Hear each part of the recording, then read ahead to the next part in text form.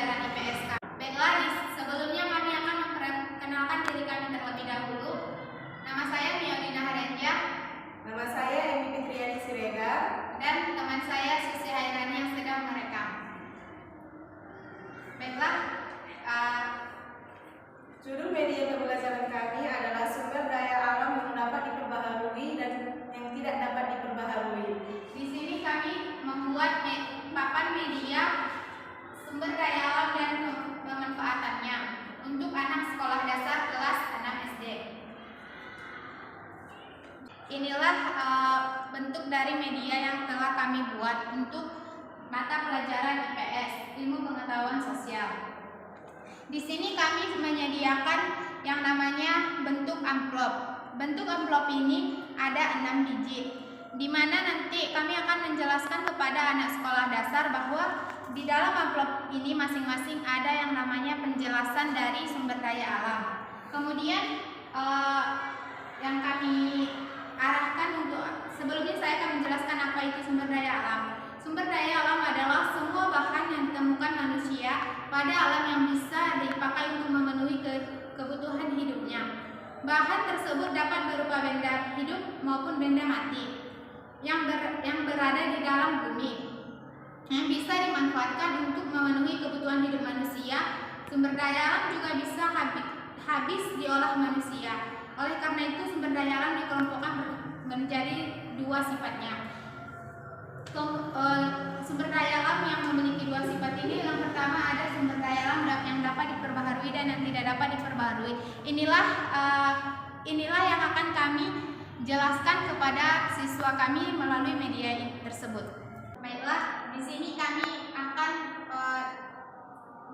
membagikan semisal di dalam suatu ruangan ada siswa-siswanya. Ada siswa-siswa berjumlah 30 orang. Maka kami akan menyesuaikan dengan amplop-amplop yang sudah kami sediakan. Karena dalam satu amplop ini untuk satu kelompok. Karena dalam satu ruangan ini siswanya ada 30, maka kami akan membagi dengan di sini ada 1, 2, 3, 4, 5 dan 6. Kami akan membagikan menjadi 6 kelompok. Di mana 30 dibagi 6 adalah 5, jadi 5 orang per kelompok. Di sini kami akan membagikan kelompok secara menurut bangku. Setelah kami membagikan kelompok-kelompok siswa tersebut, maka kami akan mengacak kelompok berapa yang akan maju pertama untuk mencabut, maksudnya mengambil kertas yang ada di dalam amplop-amplop tersebut. Dia bebas memilih di amplop yang mana. Contohnya seperti kami akan menganjurkan kelompok 2, semisal untuk pertama kali mencabut amplop tersebut, yaitu bisa saja kami memanggilnya tidak perwakilan, tetapi 5 orangnya sekaligus, karena di sini kami akan menyuruhnya juga dengan menjelaskan. Maka semisal kelompok 2 kami panggil, dia mengambil di bagian amplop nomor 1. Kemudian di amplop nomor 1 ada kertas seperti ini, di mana di dalam kertas ini adalah pengertian dari sumber daya alam yang tidak dapat diperbaharui. Maka kami akan mengarahkan siswa tersebut untuk mengartikan dan memahami apa pengertian dari yang kami buat ini. Maka semisal mereka di depan ini sudah berdiskusi sebanyak 5 orang dalam kata sumber daya alam yang tidak dapat diperbaharui, maka mereka akan mendiskusikannya. Di sini tugas mereka yang akan kami arahkan, yaitu di mana jika mereka sudah mengerti tentang apa itu sumber daya alam yang tidak dapat diperbaharui, kami menuntut mereka dan menyuruh mereka menentukan contohnya yang ada di alam, seperti pengertian dari sumber daya alam yang saya jelaskan tadi.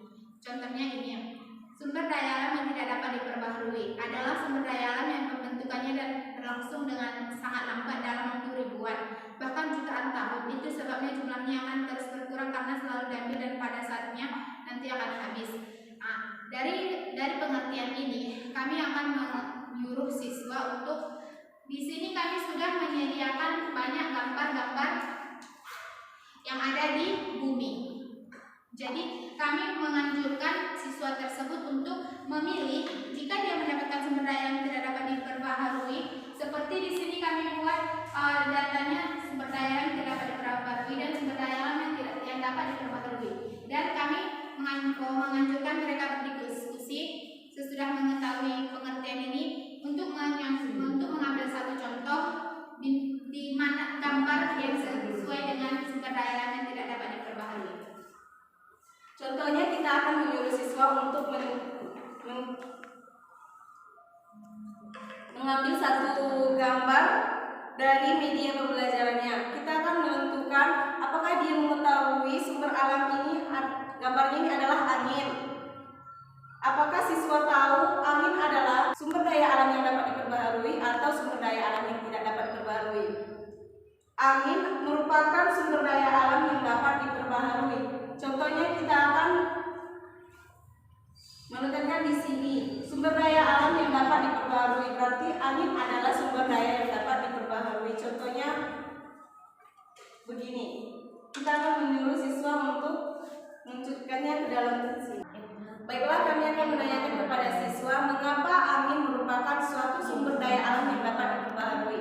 Contohnya siswa menjawab, angin adalah sekumpulan udara yang bergerak akibat dari adanya perbedaan tekanan udara dan rotasi bumi. Angin bergerak dari suhu rendah menuju suhu tinggi atau bergerak dari tekanan tinggi menuju tekanan rendah.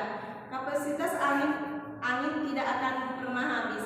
Itu merupakan pengertian dari angin.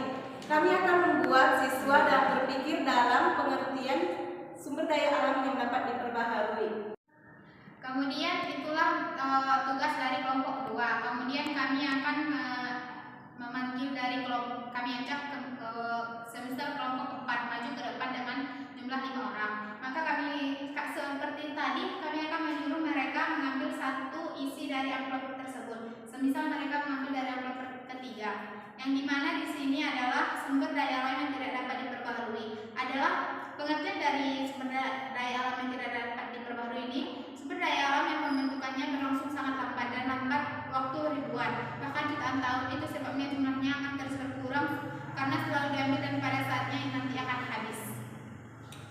Kemudian siswa tersebut seperti tadi memahami dan mencerna apa dari pengertian ini, dan kami akan menyuruh untuk memilih di mana di dalam gambar tersebut yang termasuk sebagai contoh sumber daya alam yang tidak dapat diperbaharui.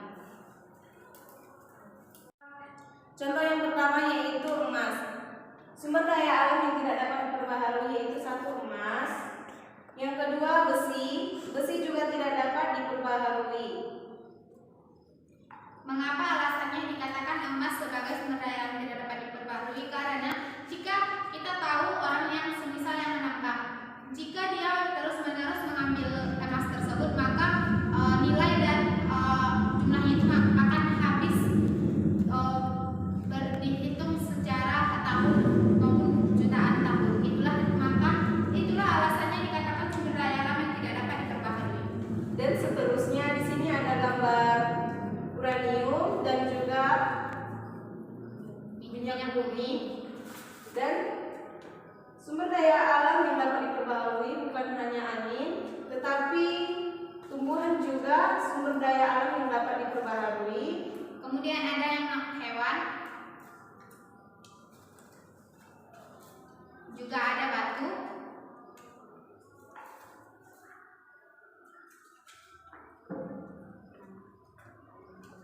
dan ada juga tanah yang dapat diperbaharui.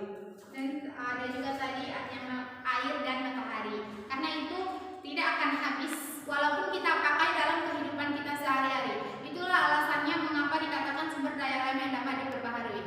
Baiklah, cukup sekian hasil dari presentasi media pembelajaran IPS kami. Semoga siswa dapat terbantu dengan media yang telah kami buat tersebut. Sekian hasil dari